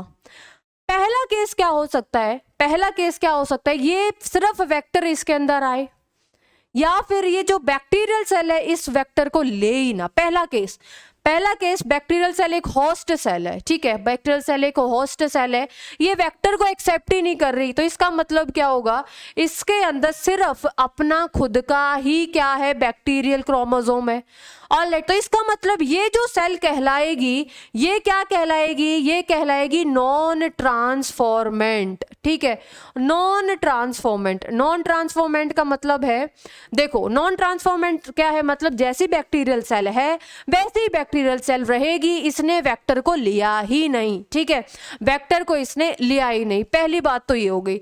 दूसरा केस क्या बन सकता है बच्चे, दूसरा केस क्या बन सकता है, ये लो, दूसरा केस हमने बना दिया, ठीक है। दूसरा केस क्या बन सकता है कि सिर्फ यहां पर वेक्टर आए, ठीक है, यहां पर सिर्फ क्या है, वेक्टर आए, तो ये तो इसका बैक्टीरियल क्रोमोसोम हो गया और ये ले लिया हमने वेक्टर, ठीक है, ये क्या ले लिया, वेक्टर ले लिया, ठीक है। तो इसका मतलब क्या है कि चेंज हुआ या नहीं हुआ, ठीक है, चेंज हुआ या नहीं हुआ, ऑब्वियसली चेंज हुआ। पहले जो सेल थी ये थी, अब इसने वेक्टर को ले लिया, इसका मतलब क्या हो गई, ये ट्रांसफॉर्मेंट तो हो गई, ठीक है। ये क्या हो गई बच्चे, ट्रांसफॉर्मेंट, ये ट्रांसफॉर्मेंट हो गई, ठीक है। और यहां पर मैं एक ग्रीन कलर से ये बना देती हूं जीन ऑफ इंटरेस्ट, ठीक है, जीन ऑफ इंटरेस्ट, यानी कि GOI, गवर्नमेंट ऑफ इंडिया नहीं है, ये क्या है, जीन ऑफ इंटरेस्ट, ठीक है। क्या होगा बच्चा, जीन ऑफ इंटरेस्ट, ठीक है। अब देखो क्या होगा, अब ये जो जीन ऑफ जो इंटरेस्ट है, जीन ऑफ इंटरेस्ट है, पहला केस क्या है, सिर्फ ट्रांसफॉर्मेंट है, ऑलराइट। तीसरा केस मैं यहाँ पे रिप्रेजेंट करती हूँ, ठीक है, तीसरा केस ये रहा, ठीक है, तीसरा केस ये रहा, ये केस A है, ये केस B है और ये केस आपका क्या रहेगा, C रहेगा, ठीक है। अब देखो क्या होगा कि ये तो बैक्टीरियल का क्रोमोसोम है, ठीक है। अब क्या होगा, ये वेक्टर आ गया, लेकिन वेक्टर के पास इसके साथ जुड़ के क्या आ गया, अब जीन ऑफ इंटरेस्ट, क्या आ गया, जीन ऑफ इंटरेस्ट। मेरी बात समझ में आई? तो इस कंडीशन को हम क्या बोलेंगे, इस कंडीशन को हम बोलेंगे ट्रांसफॉर्मेंट, ठीक है, ट्रांसफॉर्मेंट तो हो गई, यानी कि जो भी सेल थी, जो नेचुरल जो सेल थी उसको तो आपने बिगाड़ दिया ना वेक्टर को इंसर्ट करा के, तो ट्रांसफॉर्मेंट तो हो गई। लेकिन इसके अंदर रिकॉम्बिनेंट तो आया ही नहीं, हमारा जीन ऑफ इंटरेस्ट तो आया ही नहीं, तो इसका मतलब हम इसको क्या बोलेंगे, ये ट्रांसफॉर्मेंट तो है लेकिन ये क्या है, नॉन रिकॉम्बिनेंट है। ठीक है, अब ये ट्रांसफॉर्मेंट तो है लेकिन इसके अंदर जीन ऑफ इंटरेस्ट भी है, तो इसको हम क्या बोलते हैं, रिकॉम्बिनेंट। मेरी बात समझ में आई? तो सिलेक्टेबल मार्कर की जरूरत क्यों पड़ी? सिलेक्टेबल मार्कर की जरूरत इसलिए पड़ी बच्चे, इसका हम आगे कल्चर करा के क्या करेंगे, इसका आगे कल्चर करा के क्या करेंगे, कल्चर तो हमें सिर्फ ये कराना है ना, ये कराना है। जब इसके अंदर हमारा जीन ऑफ इंटरेस्ट है ही नहीं, ए केस के अंदर जीन ऑफ इंटरेस्ट नहीं है, बी केस के अंदर जीन ऑफ इंटरेस्ट नहीं है, हमारा जीन ऑफ इंटरेस्ट तो सी केस के पास है। ठीक है, अब हम ए और बी को आगे कल्चर करा के इनका लार्ज नंबर के अंदर प्रोडक्ट बना के क्या करेंगे जब इनके अंदर जीन ऑफ इंटरेस्ट नहीं है? तो सिलेक्टेबल मार्कर क्या करेगा, सिलेक्टेबल मार्कर ये बताएगा कि भैया इसको छोड़ो, इसको छोड़ो, हमारे काम का क्या है, सी केस। अब सी केस को ग्रो कराना है। ठीक है, सी केस को क्या कराना है, ग्रो कराना है। तो अब हम हेल्प लेते हैं कि हमें किस तरीके से पता चलेगा कि हमारा ट्रांसफॉर्मेंट रिकॉम्बिनेंट सी केस है, हमें तो नहीं पता चलेगा। तो हमें किस तरीके से सिलेक्टेबल मार्कर की हेल्प से हमें ये पता चलेगा कि हमें तो जो ग्रो कराना है वो ये कराना है। ठीक है, इसी के अंदर हमारा जीन ऑफ इंटरेस्ट है और इसी का हमें लार्ज नंबर के अंदर इसको बनाना पड़ेगा। ठीक है, अब देखो, चलो आगे केस समझ में आया, केस समझ में आया या नहीं आया? ठीक है, नॉन ट्रांसफॉर्मेंट, ट्रांसफॉर्मेंट का मतलब समझ में आया, और ट्रांसफॉर्मेंट के अंदर रिकॉम्बिनेंट और नॉन रिकॉम्बिनेंट का मतलब समझ में आया। ट्रांसफॉर्मेंट के अंदर रिकॉम्बिनेंट एंड नॉन रिकॉम्बिनेंट का मतलब समझ में आया। ठीक है, अब हम देखते हैं बच्चे कि सिलेक्टेबल मार्कर का यूज करके हमें किस तरीके से ये पता चलेगा कि हमारा ये ट्रांसफॉर्मेंट रिकॉम्बिनेंट है। आओ अब देखो, हमारे पास 3 केस थे। ठीक है, मैं यहाँ पे बना देती हूँ ए केस, बी केस और सी केस। ठीक है, हमारे पास 3 केस है। ठीक है, चलो एक तो ये केस हो गया, एक ये केस हो गया और एक हमारा ये केस हो गया। ठीक है, इसके अंदर हमारा बैक्टीरियल क्रोमोसोम था और ये हमारा सिर्फ वेक्टर आया था, और इसके अंदर वेक्टर के साथ साथ हमारे पास क्या था, जीन ऑफ इंटरेस्ट। ये हमारा जीन ऑफ इंटरेस्ट, नेमिंग दे दो जल्दी से, जल्दी से। ये तो हमने क्या बोला था, इसको हमने बोला था नॉन ट्रांसफॉर्मेंट। ठीक है, इसको हमने क्या बोला, नॉन ट्रांसफॉर्मेंट बोला।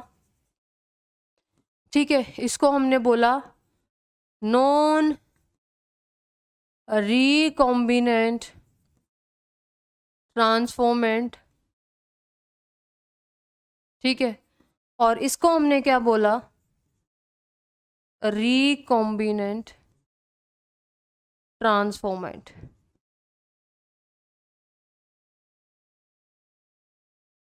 आ गई बात समझ में इतनी? अरे बहुत आसान सी थी। ठीक है, अब हमें पता कराओ मैम कि सिलेक्टेबल मार्कर्स का क्या यूज है। अब देखो, वेक्टर के पास यहाँ पे मैंने अभी स्ट्रक्चर बताई थी, तो यहाँ पे एम्पीसिलिन रेजिस्टेंट जीन होगा। ठीक है, यहाँ पर एम्पीसिलिन रेजिस्टेंट जीन होगा और यहाँ पे टेट्रासाइक्लिन रेजिस्टेंट जीन होगा। ठीक है, ऑलराइट। और पहला केस हम देखते हैं। पहले केस को हम ग्रो कराते हैं बच्चे, इसको हम ग्रो कराते, किसी के अंदर भी ग्रो करा लो क्योंकि ये नॉर्मल इकोलाई सेल है। ठीक है, और नॉर्मल इकोलाई सेल किसी भी एंटीबायोटिक रेजिस्टेंट जीन का, किसी भी एंटीबायोटिक के अगेंस्ट रेजिस्टेंट शो नहीं करती। ठीक है, जस्ट सपोज अगर हम इसको एम्पीसिलिन कंटेनिंग मीडियम के अंदर ग्रो कराएंगे या फिर टेट्रासाइक्लिन कंटेनिंग मीडियम के अंदर ग्रो कराएंगे, तो यह ग्रो करेगा? बिल्कुल ग्रो नहीं करेगा। क्यों नहीं ग्रो करेगा? कि नॉर्मल इकोलाई सेल है, किसी भी एंटीबायोटिक के अगेंस्ट रेजिस्टेंट शो नहीं करती क्योंकि इसके पास कोई भी रेजिस्टेंट जीन है ही नहीं, क्योंकि जो रेजिस्टेंट जीन है वो वेक्टर के पास है और वेक्टर इसके पास आया ही नहीं है। ठीक है, तो इसका मतलब क्या है, ये ग्रो यहाँ पर नहीं करेगा। ऑलराइट, अब हम केस पे पहुंचते हैं, सेकेंड केस के ऊपर। ठीक है, किसके पास पहुंचते हैं हम? सेकेंड केस के ऊपर पहुंचते हैं। अगर हम इसको एम्पीसिलिन कंटेनिंग मीडियम मीडियम के अंदर ग्रो कराते हैं तो ये ग्रो करेगा? क्यों नहीं करेगा? क्यों? क्योंकि भैया इसका तो एम्पिसिलिन रेजिस्टेंट जीन बिल्कुल सही सलामत है, ठीक है, ग्रो कर गया। फिर अगर इसको हम टेट्रासाइक्लिन कंटेनिंग मीडियम के अंदर ग्रो कराएंगे, क्या तो ग्रो करेगा? बिल्कुल ग्रो कराएगा। क्यों? क्योंकि इसका टेट्रासाइक्लिन रेजिस्टेंट जीन अभी भी सही सलामत है, तो ये भी क्या करेगा? ग्रो कर जाएगा, ठीक है। अब हम बात करते हैं, ये भी जो इंसर्शन हुआ है ना, ये टेट्रासाइक्लिन रेजिस्टेंट जीन में हुआ है, ठीक है। यहाँ पर हम कहते हैं ये जो हमने रिकॉम्बिनेंट डीएनए बनाया, थोड़ा सा इसका इधर बना देते हैं ताकि आपको फिर से कंफ्यूजन ना हो, ठीक है। तो ये है आपका वेक्टर और ये आपका टेट्रासाइक्लिन कंटेनिंग जीन और ये क्या हो गया आपका एम्पिसिलिन रेजिस्टेंट जीन, ठीक है। अब देखो अगर हम इसको एम्पिसिलिन कंटेनिंग मीडियम के अंदर ग्रो कराएंगे तो ये ग्रो होगा? क्यों नहीं ग्रो होगा? ग्रो होगा। क्यों? क्योंकि इसका एम्पिसिलिन रेजिस्टेंट जीन तो भी सही सलामत है, ठीक है। अगर हम इसको टेट्रासाइक्लिन कंटेनिंग मीडियम के अंदर ग्रो कराएंगे, क्या ये ग्रो होगा? नहीं ग्रो होगा। क्यों नहीं ग्रो होगा बच्चे? ये इसलिए ग्रो नहीं होगा, क्यों? क्योंकि हमने अपना रिकॉम्बिनेंट इंसर्ट कर दिया है टेट्रासाइक्लिन रेजिस्टेंट जीन के अंदर, जहां पर उस पर्टिकुलर रेस्ट्रिक्शन एंडोन्यूक्लियस की रिकॉग्निशन सीक्वेंस थी। मेरी बात समझ में आई? तो इसी तरीके से सिलेक्टेबल मार्कर हेल्प करते हैं हमें रिकॉम्बिनेंट और non recombinant transformant, non transformant को पहचानने में। तो जल्दी से बता दीजिए कि ये वाली जो चीज है, क्या आपको ये आसानी से समझ में आई? क्या ये आपको आसानी से समझ में आई? ठीक है, तो अब आप कंफ्यूज नहीं होगे। अब क्वेश्चन किसी तरीके से दे दे, चाहे आपको क्वेश्चन दे दे कि जो जीन ऑफ इंटरेस्ट है ये आपका एम्पिसिलिन रेजिस्टेंट जीन के अंदर इंसर्ट हुआ है, ठीक है, तो आप इसका फिर आप समझ ही गए हो, ठीक है। तो टेट्रासाइक्लिन के अंदर तो ग्रो कर जाएगा लेकिन एम्पिसिलिन कंटेनिंग मीडियम के अंदर ग्रो नहीं करेगा। क्यों? क्योंकि इसका एम्पिसिलिन रेजिस्टेंट जीन खत्म हो गया है। क्या ये बात समझ में आई? क्या ये बात इतनी समझ में आई कि नहीं आई? बताओ क्या ये बात समझ में आई कि नहीं आई? ठीक है, अब देखो ये साइमल्टेनियसली हम कल्चरिंग कर रहे हैं ना, ये थोड़ी सी कम्बरसम प्रोसेस है, ठीक है। अब हम इसको और इजी करते हैं, ठीक है। और इजी किस तरीके से करते हैं मैंने आपको लिखवाया था ना, स्ट्रक्चर समझाने से पहले मैंने आपको क्या लिखवाया था कि जो हम सिलेक्टेबल मार्कर हम यूज़ करते हैं वो क्या यूज़ करते हैं, हम एक एंटीबायोटिक रेजिस्टेंट जीन भी यूज़ करते हैं, ठीक है। और दूसरा हम एक और सिलेक्टेबल मार्कर को यूज़ करते हैं LAC-Z जीन, जो कि कोड करता है बीटा गैलेक्टोसाइडेज को। चलिए अब हम इसको देखते हैं कि ये किस तरीके से आपकी हेल्प करता है, ठीक है, किस तरीके से ये आपकी हेल्प करता है। आ जाइए, देखो सिंपल सी बात है, मैंने फिर से एक वेक्टर बना दिया। अब आपको ये चीज़ें समझ में आ गई हैं तो इसका मतलब है कि आपको और कोई चीज़ में अभी मुश्किल नहीं होगी, ठीक है।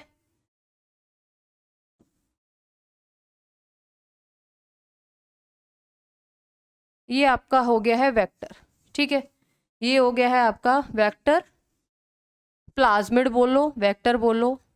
अब इसके पास ना हम सिलेक्टेबल मार्कर्स का यूज़ नहीं कर रहे, टेट्रासाइक्लिन और एम्पिसिलिन का हम यूज़ नहीं कर रहे, हम एक और अद्भुत शक्ति का यूज़ कर रहे हैं जो कि इस प्रोसेस को और आसान कर देती है, ठीक है। वो अद्भुत शक्ति क्या है? यहाँ पर एक जीन है जिसको हम बोलते हैं LAC-Z जीन। क्या बोलते हैं हम? LAC-Z जीन बोलते हैं, ठीक है। अब ये जो LAC-Z जीन है ना, अब यहाँ पर ये जो LAC-Z जीन है ये क्या करता है, ये एक कोड करता है, कोड एंजाइम, और इस एंजाइम का नाम है बीटा गैलेक्टोसाइडेस। क्या नाम है? बीटा गैलेक्टोसाइडेस, ठीक है, बीटा गैलेक्टोसाइडेस इस जीन का नाम है। अब ये किस तरीके से ये काम करता है अब हम वो देखते हैं। अब देखो ये जो एंजाइम है ना, अब अगर हम कुछ भी अभी रिकॉम्बिनेंट ऐड नहीं कर रहे हैं, अब ये हम एक बैक्टीरियल सेल के अंदर हम ट्रांसफ़र करेंगे, ठीक है। ये किसके अंदर किसके अंदर ट्रांसफ़र करते हैं? ये होस्ट सेल के अंदर हम ट्रांसफ़र करते हैं। होस्ट सेल या फिर आप यहाँ पे क्या ले लो, बैक्टीरियल सेल, ठीक है, होस्ट सेल ले लो या फिर बैक्टीरियल सेल, ठीक है। चलो आ जाओ, ये होस्ट सेल ले लिया और इसके अंदर हमने इसको ट्रांसफ़र कर दिया, इस वेक्टर को, ठीक है। और इस वेक्टर के पास क्या है? LAC-Z जीन है। इस वेक्टर के पास क्या है? LAC-Z जीन है, ठीक है, क्या है, लेक जेड जीन है। ठीक है, मेरी बात समझ में आई। अब देखो अब आगे क्या होगा कि अब हम इसके अंदर ना, अब जो लेक जेड जीन है, ये क्या बनाएगा, बीटा गैलेक्टोसाइडेज। अब इसके अंदर हम एक सोल्यूशन रख देते हैं। कौन सा सोल्यूशन रख देते हैं, ग्लूकोज। कौन सा सोल्यूशन रख देते हैं, ग्लूकोज। ठीक है, अब ये जो ग्लूकोज है ना, ये जो ग्लूकोज है ये बीटा गैलेक्टोसाइडेज, सॉरी ग्लूकोज नहीं, I am so sorry, lactose रख देते हैं इसके अंदर। क्या रख देते हैं हम, लैक्टोज कंटेनिंग मीडियम के अंदर ये रख देते हैं, लैक्टोज। ठीक है, अब ये जो लैक्टोज है ना, ये लैक्टोज किसके अंदर कन्वर्ट हो जाएगा, इन the presence of beta galactosidase. Beta galactosidase की मदद से ये जो लैक्टोज है वो किसके अंदर कन्वर्ट हो जाता है, ग्लूकोज प्लस गैलेक्टोज के अंदर कन्वर्ट कर देता है। ठीक है, अब इसके अंदर हम आयोडीन भी रख देते हैं। अब आपको पता है कि यहाँ पर अगर लैक्टोज ब्रेक होगा ग्लूकोज प्लस गैलेक्टोज के अंदर, तो ये जो ग्लूकोज है इसके अंदर हम आयोडीन इंक भी रख देते हैं। ठीक है, तो आयोडीन भी रख देते हैं। ये आयोडीन के साथ रिएक्ट करके कैसा कलर दे देगा बच्चे, ब्लू कलर, क्योंकि जो ग्लूकोज है आयोडीन के साथ रिएक्ट करके किस टाइप का कलर देता है, ब्लू कलर। मैं इसको ब्लू से रिप्रेजेंट कर देती हूँ, ब्लू कलर। ठीक है, कैसा कलर देता है, ब्लू कलर। मेरी बात समझ में आई। देखो फिर से हम समझते हैं, एक प्लाज्मिड है। ठीक है, अब जो हमने सिलेक्टेबल मार्कर यूज किया है वो है लेक जेड जीन। ये जो लेक जेड जीन है कोड करता है एंजाइम को, और उस एंजाइम का नाम है बीटा गैलेक्टोसाइडेज। जब इस प्लाज्मिड को, इस वेक्टर को जब हम होस्ट सेल के अंदर ट्रांसफॉर्म करते हैं और उसके अंदर हम एक लैक्टोज सोल्यूशन रखते हैं, तो ये बीटा गैलेक्टोसाइडेज क्या करेगा, लैक्टोज को ग्लूकोज प्लस गैलेक्टोज के अंदर ब्रेक कर देगा। अब अगर हम इसके अंदर आयोडीन भी होगी इसी सोल्यूशन के अंदर, जैसे सपोज लैक्टोज भी है और आयोडीन भी है, और ये जो ग्लूकोज आयोडीन के साथ रिएक्ट करके कैसा कलर दे देगा, ब्लू कलर दे देगा। ठीक है, तो ये एक तो सिंपल सी प्रोसेस है। अब आप सोचोगे कि मैम ये जो प्रोसेस है इसको हम किस तरीके से पहचानेंगे कि यहाँ पर हमारा रिकॉम्बिनेंट है या नॉन रिकॉम्बिनेंट है, उसको समझने के लिए हमें इस चित्र का फिर से प्रयोग करना पड़ेगा। आ जाओ। ठीक है, अब देखो ये आपका है वेक्टर, क्योंकि हमें डबल स्टैंडर्ड बनाना पड़ेगा, आई कि नहीं। ठीक है, और ये हो गया है आपका डबल स्टैंडर्ड। ठीक है, अब देखो यहां पर है आपका lake Z gene, lake Z gene. अब ये जो लेक जेड जीन है ना बच्चे, यहाँ पर हमने अपना डाल दिया है रिकॉम्बिनेंट, और रिकॉम्बिनेंट हम मोस्टली ग्रीन से बनाते आए हैं, तो ये लो, ये हमने डाल दिया अपना रिकॉम्बिनेंट।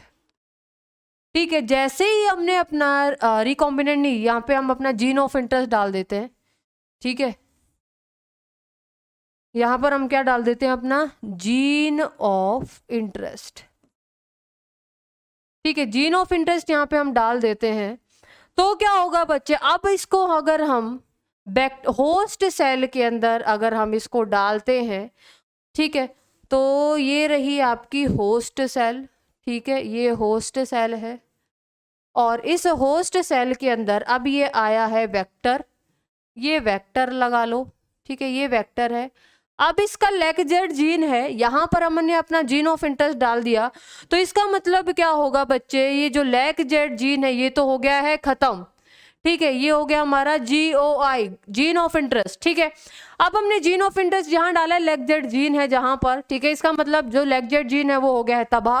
अगर लेक जेड जीन तबाह हो गया है, अब यहाँ पर जो सोल्यूशन था वो कौन सा बताया था मैंने, लैक्टोज। ठीक है, यहाँ पर क्या बताया था मैंने, लैक्टोज बताया था। ठीक है, और आयोडीन भी यहाँ पर प्रेजेंट होती है। अब लैक्टोज किसकी प्रेजेंस में ब्रेक होता था, किसकी प्रेजेंस के अंदर ब्रेक होता था, ग्लूकोज प्लस गैलेक्टोज के अंदर बीटा गैलेक्टोसाइडेज की प्रेजेंस में। ठीक है, किसकी प्रेजेंस में होता था, बीटा गैलेक्टोसाइडेज की प्रेजेंस में। अब क्या ये बीटा गैलेक्टोसाइडेज बनेगा, ये बीटा गैलेक्टोसाइडेज नहीं बनेगा। ये बीटा गैलेक्टोसाइडेज क्यों नहीं बनेगा? क्योंकि लैक जेड जीन इनएक्टिव हो गया है, और जो लैक जेड जीन इनएक्टिव हो गया है तो इसका मतलब ये इनएक्टिव क्यों हुआ है? क्योंकि हमने क्या इंसर्ट कर दिया? अपना जीन ऑफ इंटरेस्ट। अगर हमने अपना जीन ऑफ इंटरेस्ट ऐड कर दिया है तो इसका मतलब लैक जेड जीन अब इनएक्टिव हो गया है, इसका मतलब बीटा गैलेक्टोसाइडेज नहीं बनेगा। इसका मतलब है आयोडीन के साथ ग्लूकोज रिएक्ट करके अब ब्लू कलर नहीं देगा। ब्लू कलर आयोडीन के साथ रिएक्ट करके नहीं देगा। अगर ब्लू कलर नहीं देगा तो हमें कौन से कलर मिलेगा बच्चे? White colour. ठीक है, तो इसको ब्लू वाइट स्क्रीनिंग भी बोलते हैं। अगर वाइट कलर मिला है तो ये किसको रिप्रेजेंट कर रहा है बच्चे? ये रिप्रेजेंट कर रहा है रिकॉम्बिनेंट को। ये किसको रिप्रेजेंट कर रहा है? रिकॉम्बिनेंट को। मेरी बात समझ में आई? मेरी बात समझ में आई? तो ये ज़्यादा आसान प्रोसेस है, इसमें साइमल्टेनियसली कल्चरिंग नहीं करनी पड़ रही है। यहाँ पर तो सिंपल हमने बीटा गैलेक्टोसाइडेज एंजाइम का यूज़ किया जो कि ग्लूकोज को लैक्टोज को ग्लूकोज प्लस गैलेक्टोज के अंदर ब्रेक कर देता है। ठीक है, क्या ये बात समझ में आई? समझ में आई होगी। देखो मैं फिर से बताती हूँ। ठीक है, वेक्टर लिया, इसके अंदर हमने अपना जीन ऑफ इंटरेस्ट डाला जहाँ पे लेक्जेड जीन है। जब हमने इसको होस्ट सेल के अंदर ट्रांसफ़र किया, ठीक है, और वहाँ पर हमने लैक्टोज और अपना आयोडीन रखा एज यूजुअल जो हमने लास्ट केस के अंदर रखा था।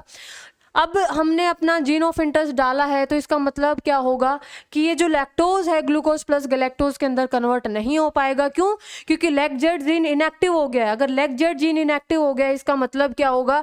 बीटा गैलेक्टोसाइडेज नहीं बन रहा है, लैक्टोज को ग्लूकोज प्लस गैलेक्टोज के अंदर ये ब्रेक नहीं कर रहा है और ग्लूकोज आयोडीन के साथ रिएक्ट करके ब्लू कलर नहीं देगा।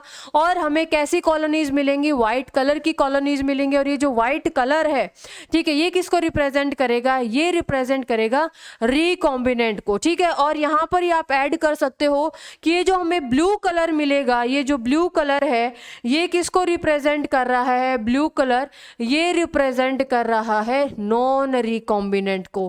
क्यों? क्योंकि अभी भी लैक्जेड जीन क्या है? जिंदा है।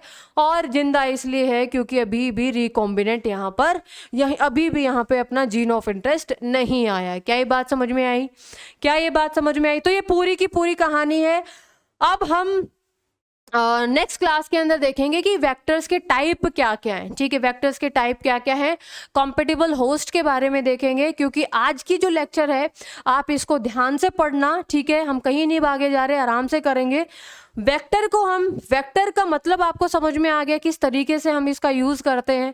ऑलराइट, और नेक्स्ट क्लास के अंदर जब हम इसका कंपैटिबल होस्ट कर लेंगे, वेक्टर के टाइप्स कर लेंगे, फिर हम इसके कंबाइन क्वेश्चंस करेंगे। ठीक है, लेकिन जितनी भी एनसीईआरटी अभी तक है मतलब वो कवर करके देखते हैं। ठीक है, जैसे कि अभी तक जैसे कि आपका ये वाला पोर्शन है, ठीक है, ये क्या रिप्रेजेंट कर रहा है कि ये फॉरेन डीएनए है अपना, जिसको आप एलियन डीएनए भी बोल सकते हो। ठीक है, ये वेक्टर डीएनए यानी कि प्लाज्मिड। अब same restriction enzyme cutting both foreign DNA at specific point, मैंने रीजन बताया था। ठीक है, अब इन दोनों को जोड़ने का काम कौन करेगा? डीएनए लाइगेज करेगा। और हमें रिकॉम्बिनेंट डीएनए मॉलिक्यूल होगा और हम इसको ट्रांसफॉर्म कर देंगे ई कोलाई के अंदर, जहां पे फिर इसकी मल्टीपल कॉपीज हमें मिलेंगी। ठीक है, ऑलराइट, तो अब हम देखते हैं कि एक आइडियल कैरेक्टरिस्टिक्स क्या। इससे पहला जो टॉपिक दिया हुआ है क्लोनिंग वेक्टर के टाइप्स दिए हुए हैं, वो टाइप्स तो हम जब पढ़ेंगे ना तब हमें वेक्टर के बारे में पता होगा। ठीक है, तो हमने वेक्टर के बारे में सीख लिया है। नेक्स्ट क्लास के अंदर हम वेक्टर के टाइप्स पढ़ेंगे कि कौन कौन से वेक्टर के टाइप होते हैं। ठीक है, अब हम देखते हैं कि following are the features that are required to facilitate cloning into a vector. मतलब एक आइडियल वेक्टर की क्या क्या कैरेक्टरिस्टिक्स होती हैं। ठीक है, तो सबसे पहला है ओरिजिन ऑफ रेप्लिकेशन और I site. This is a sequence from where replication start. ठीक है, यहां से रेप्लिकेशन शुरू होगी and any piece of DNA अगर when linked to this sequence can be made to replicate within the host cell and this sequence is also responsible for controlling the copy number of the linked DNA. ठीक है, इसका मतलब समझ में आएगा, यहीं से डिसाइड होगा कितना कॉपी नंबर होगा।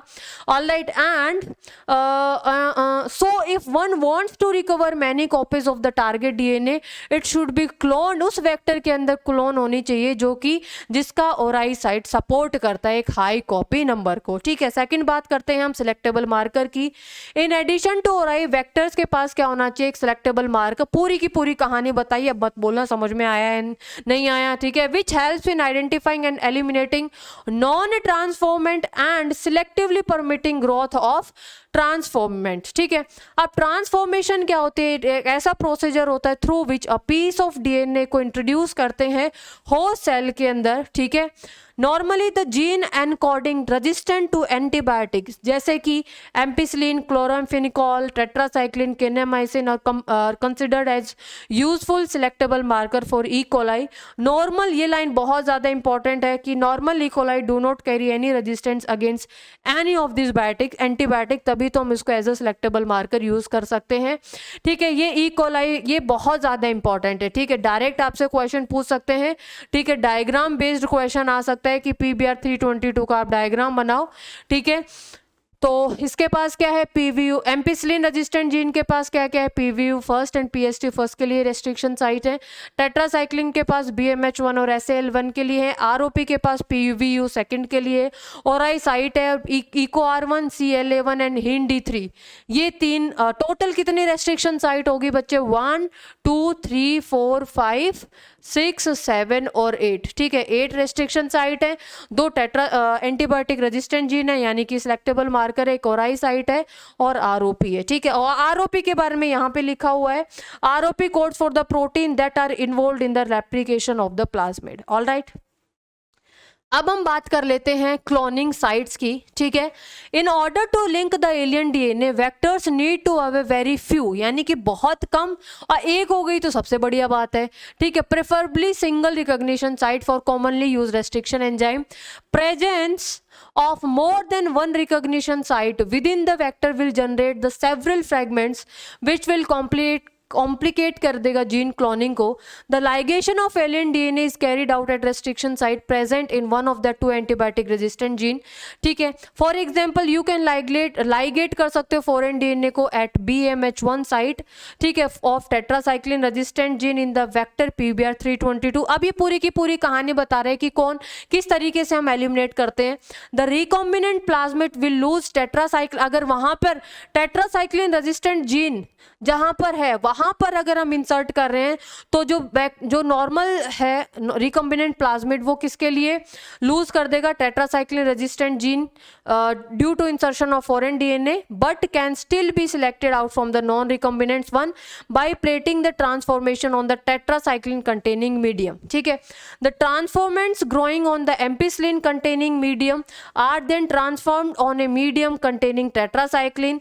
The recombinants will grow in ampicillin containing medium के अंदर जो रिकॉम्बिनेंट ग्रो किया है containing will grow in ampicillin containing medium but not on the containing tetracycline, but non recombinants दोनों के ऊपर grow करेगा, will grow on medium containing both antibiotics. In this case one antibiotic, एक antibiotic resistant gene ने क्या किया, helps in selecting the transformant और non transformant, और दूसरे ने किसको help किया कि जो कि inactivate हो गया due to insertion, और इसने help किया recombinants को पहचानने में, ठीक है।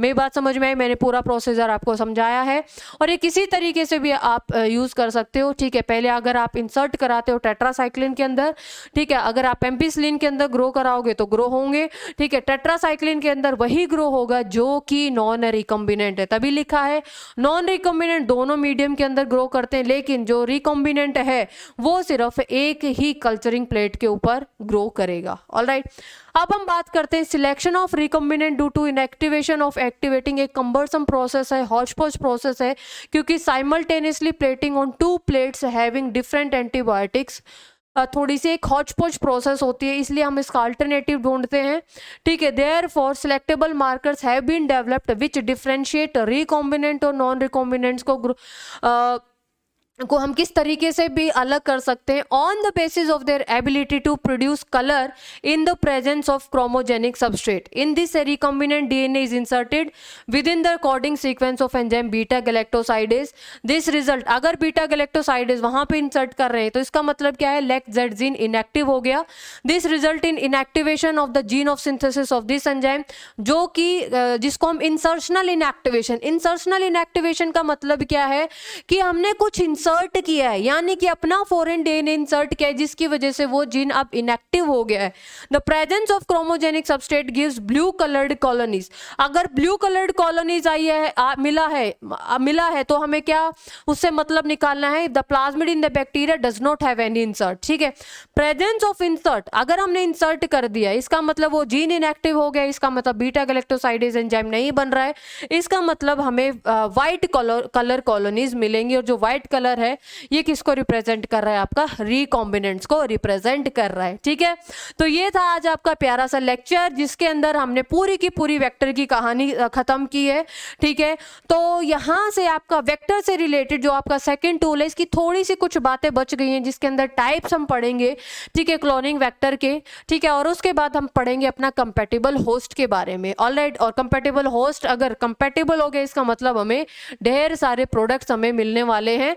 तो आई होप आपको मजा आया होगा, चीजें मैंने बहुत ट्राई किया है आसान करने की, तो आई होप आपको लेक्चर अच्छा लगा होगा। तो नेक्स्ट लेक्चर के अंदर हम अपना बचा हुआ पार्ट वेक्टर का करेंगे और क्वेश्चंस करेंगे, डेफिनेटली करेंगे एक बार हमारा वेक्टर का पोर्शन पूरा खत्म हो जाता है तो।